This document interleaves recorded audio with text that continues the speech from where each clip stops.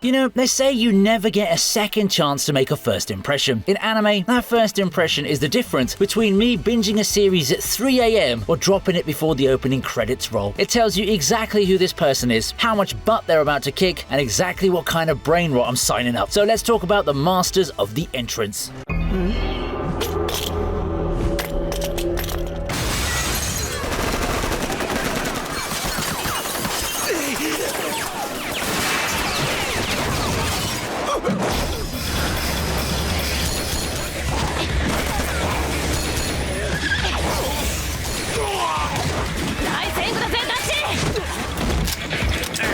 はいよ。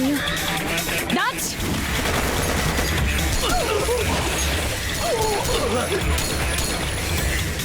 ここで別れるってのはどう？はいよ。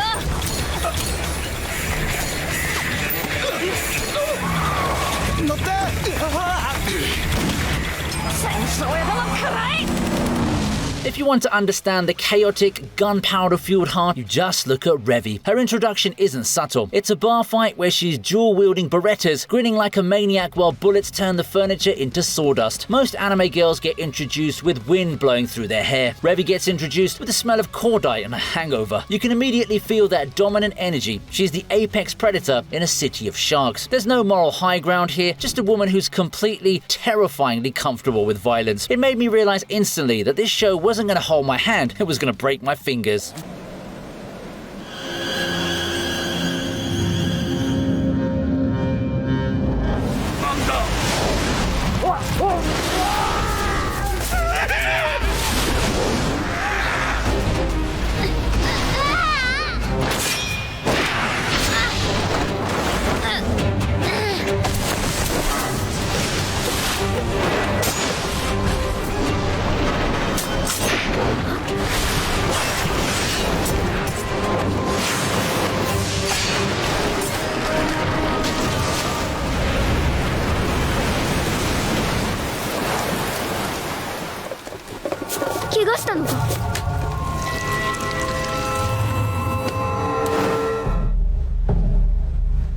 This one is haunting. Usually, an MC introduction adds things to a character. You know, personality, weapons, goals even. Hyakimaru is introduced by what he lacks. No skin, no eyes, no voice, just a patchwork doll of prosthetics and raw instinct. When his mask falls off to reveal the raw muscle underneath, it's grotesque, yet somehow beautiful. It recontextualized the entire action genre for me. He isn't fighting for glory or to save the world, he's fighting just to become whole. That silent, visceral struggle grabbed me by the throat and refused to let go.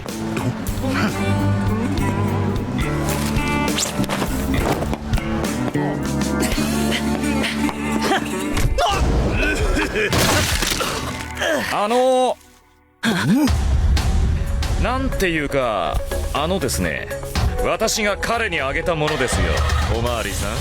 嘘つくんじゃねえ。おめえも豚箱に入りてえのか。ああ、嘘のろよ。手に乗るんじゃない、このアメコが。こいつ抵抗する気か。どんなマジックを使ったのか。ぶっ飛んだ線は圧倒的パワーでポリコーの指を完全にへし折り、肉を弾き飛ばした。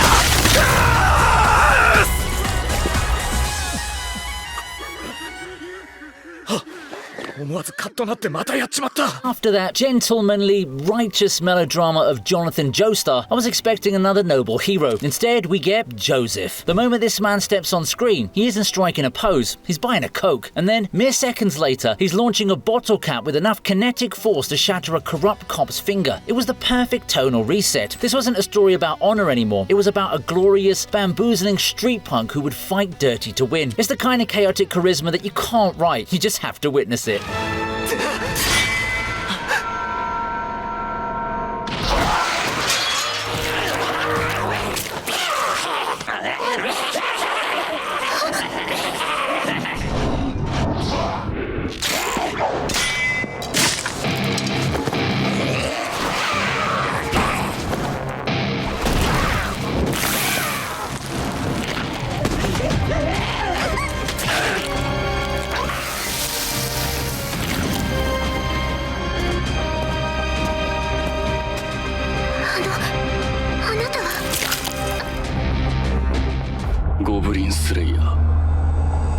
We all remember that first episode. It's infamous for a reason. But looking past the shock value, the arrival of the Slayer himself is a masterclass in atmospheric horror. The party is being decimated. Hope is extinguished, and then you see the glowing red eye in the dark. He doesn't swoop in with a speech about justice. He walks in with the mechanical precision of an exterminator. The sheer weight of his armor, the dirty, pragmatic way he kills, it creates this immediate separation between him and the rest of the fantasy world. While everyone else is playing an RPG, this guy is playing Doom. It's brutal, efficient, and instantly iconic.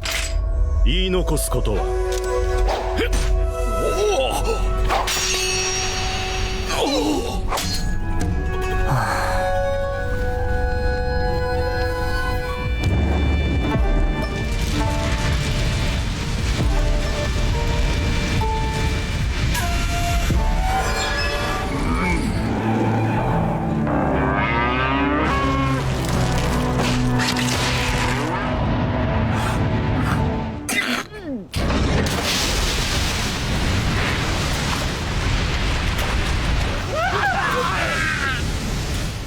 なぜ死なんのだ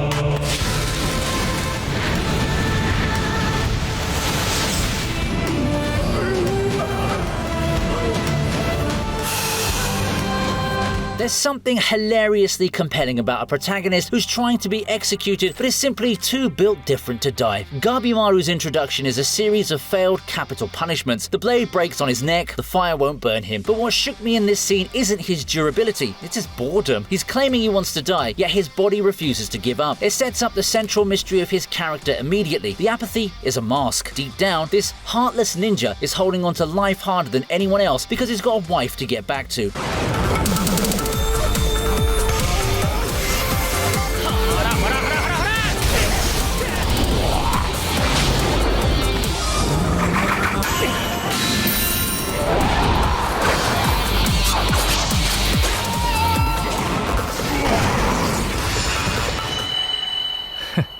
A character that lives in the gap between absolute loser and terrifying deity, and Yato owns that real estate. We meet him answering a prayer for 5 yen, wearing a sweaty tracksuit, looking like a total bum. You're ready to write him off as comic relief, but then the Phantom shows up. He creates a mesmerizing visual contrast, slicing through the air with a regalia while blabbering about customer service. It's charming, funny, but it underlines a darker reality here. Gods in this world are only as relevant as their believers. He's desperate for attention, but deadly when he gets it.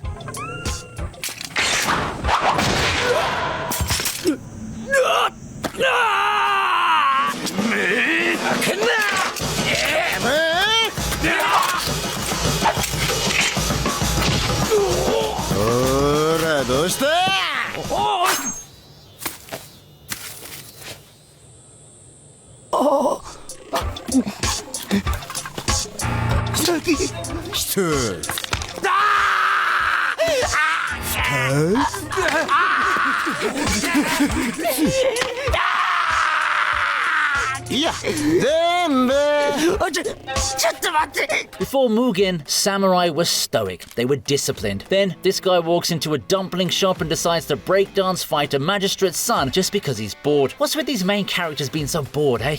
The direction here is impeccable. The beats of the hip-hop track sync perfectly with his erratic, capoeira-inspired slashes. It's visual jazz. He's rude, he's distinct, and he fights like a feral animal that learned martial arts from a breakbeat record. It tells you everything you need to know about the show's anachronistic style in 3 minutes flat. He represents the chaos that disrupts the order of Edo period Japan.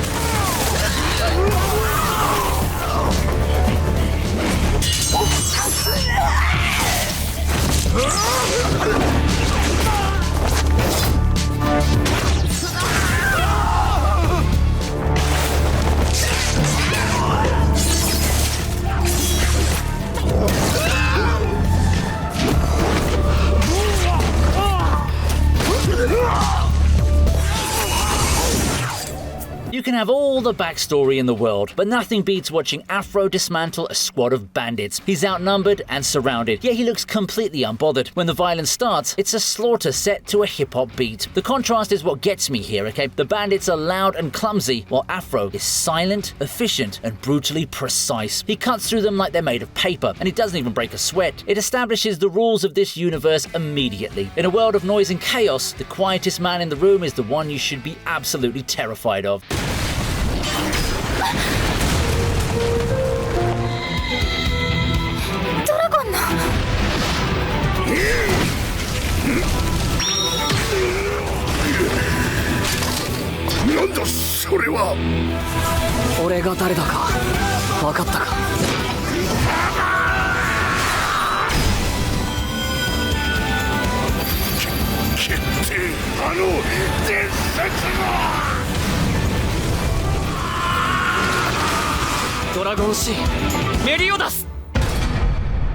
Okay, so I'm going to be honest. My first thought was, this kid is the captain, and then he fought Twigo. Seeing a pint-sized bartender stand up to a massive, magically charged holy knight felt like a joke setup until that punchline hit. He didn't dodge, he didn't use a magical beam, he just swung a broken sword handle and reflected the attack with zero effort. The visual of that massive explosion clearing the forest while Meliodas stood there completely unscratched was pure dopamine. It flipped the script instantly. The wanted posters weren't hyping him up, they were underselling him. It was the moment the shonen hype train left the station at full speed.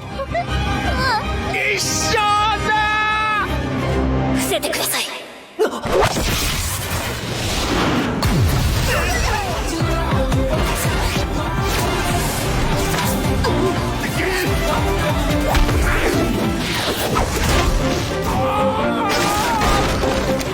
何者ザキ様、そのフードを今すぐ処刑しろ。総員ファイヤー。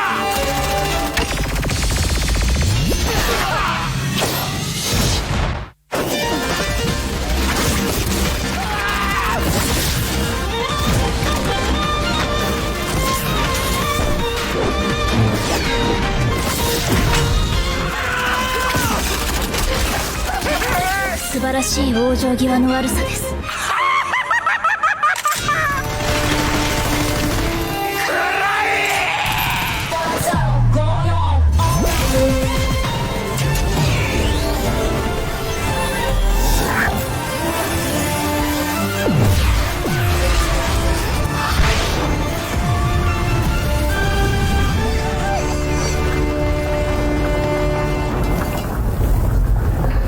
In a world where humanity is hanging by a thread, you expect salvation to look angelic. Instead, we get Yugure. When Akira is cornered by the Oh Well soldiers, the situation does look hopeless. Then she arrives. Seeing this girl unleash absolute devastation with heavy weaponry was a shock to the system. She moves with the grace of a dancer and the firepower of a tank battalion. It completely recontextualized the damsel trope for me. She wasn't there to be protected, she was the most dangerous thing on the battlefield, and she made sure everyone knew it.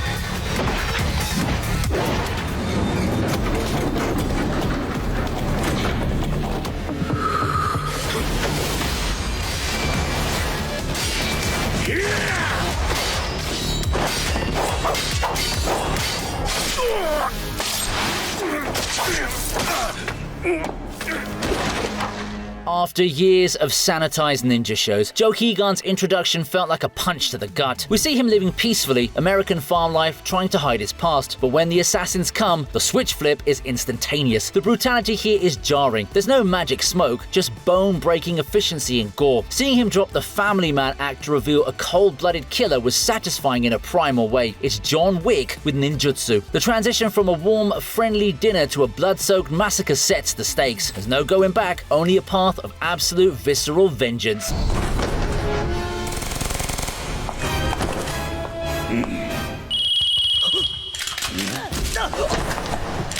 学生にしてはよく頑張った。さすがはブリタニア人だ。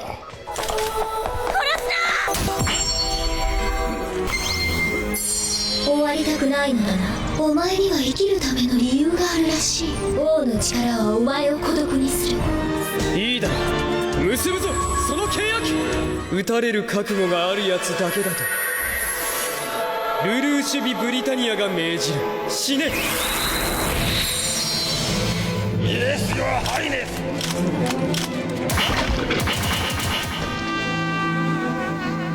Lelouch's introduction isn't just about him, it's about the whole world. We see him as a student, gambling on chess games, arrogant and detached, but the moment he gets caught in the terrorist attack and receives the Gias, the mask of the student shatters. The first time he uses his power to command the soldiers to off themselves, that grin, that maniacal theatrical grin, is the birth of a supervillain protagonist. It promised us a high IQ game of chess played with human lives, led by a guy who loves the sound of his own voice almost as much as he loves revolution.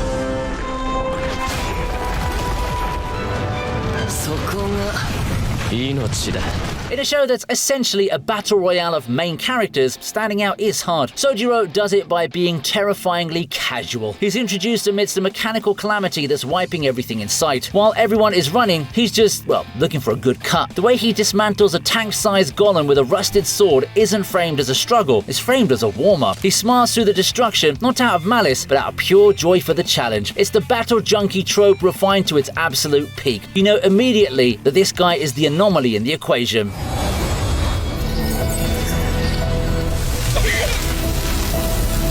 死にたくない。天秤の守り。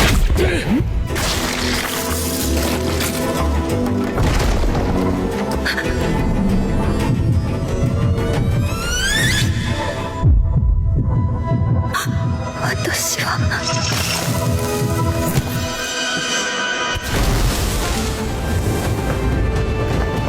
これは歓迎の言葉一つないとな。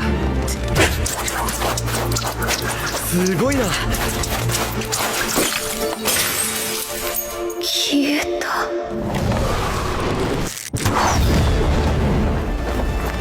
だがエクスカリバー。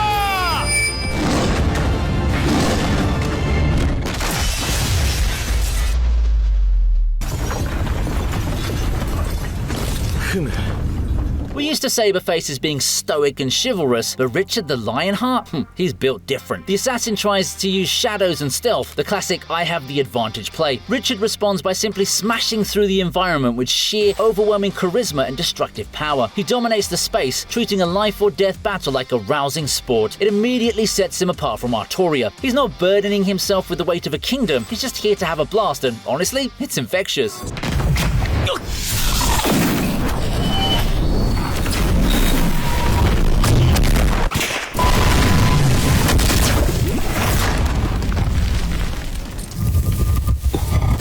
君は。申し遅れました。第8特殊消防艦隊に配属されました。 In a medium filled with hot-headed protagonists, Shinra stands out because his fire comes with a soundtrack. The first time we see him, it's that nervous, jagged smile screaming, "I'm terrified, but I'm gonna kick your face in anyway." But the real hook is the sound design. When he ignites his feet, that deep, bass-boosted thrum rattled my speakers. He moves with the chaotic propulsion of a loose firework. Watching him breakdance kick an infernal into oblivion convinced me immediately. This is a Sakuga-fueled rave in a burning building.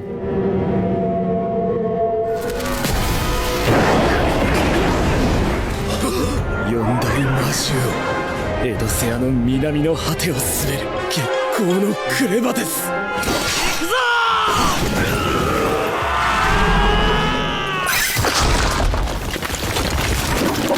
ー！ステファン！乗れ！待て！みんな粉砕！距離を影からみんな影から離れろ！宇宙疾走！賢い。どうせ飽きる！しろ！一点突破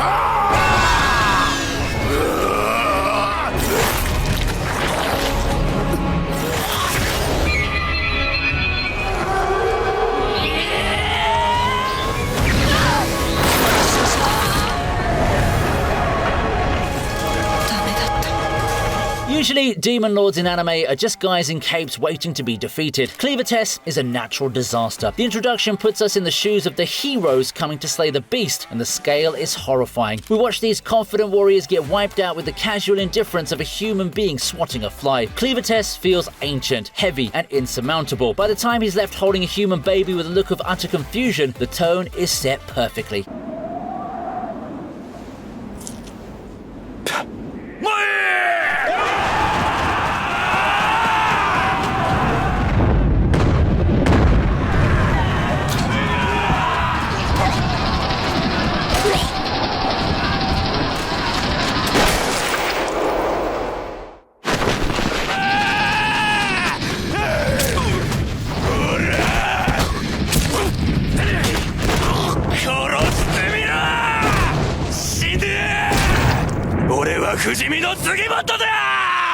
Immortal is a nickname you usually have to earn over a whole season. Sugimoto earns it in the first 5 minutes. The flashback to the Battle of 203 Hill is a meat grinder. We see him getting shot, stabbed and beaten, yet he keeps moving forward like a possessed corpse. It strips away the glory of war, leaving only the desperation of survival. I wasn't looking at a hero, I was looking at a man who simply forgot how to die. The sheer grit in his eyes told me that whatever gold he's hunting for, he's already paid for it in blood. 風林小僧、うちと風林の戦争。何してくれてんだって喧嘩さえ強ければてっぺんなんだろ。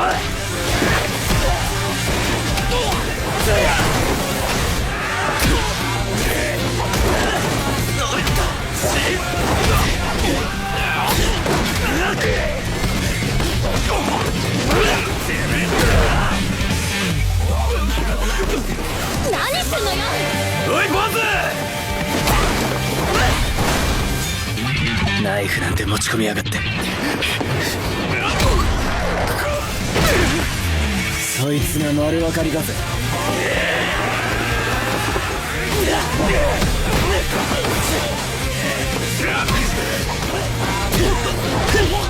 I got a soft spot for delinquents who think they're the villain but are actually the hero. Sakura walks into town looking for a fight, radiating leave me alone energy. But the way he moves in that first brawl is balletic brutality. He fights with a chip on his shoulder the size of a boulder, using the environment, spinning off walls and dropping thugs with acrobatic precision. He thinks he's trash, but his fists are protecting the weak. It's the classic tsundere archetype, but instead of "it's not like I like you," it's a spinning heel kick to the jaw.